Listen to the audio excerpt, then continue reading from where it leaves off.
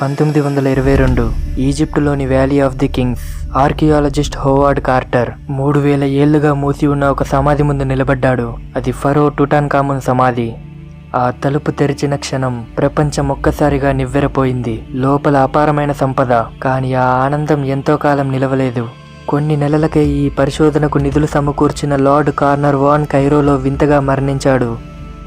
ఒక చిన్న దోమకాటు, ఆ తరువాత షేవింగ్ చేసుకుంటూ తగిలిన గాయం ప్రాణాంతకమైన ఇన్ఫెక్షన్గా మారింది. అదే క్షణంలో ఇంగ్లాండ్లోని అతని ఇంట్లో అతని పెంపుడు కుక్క కూడా చనిపోయింది.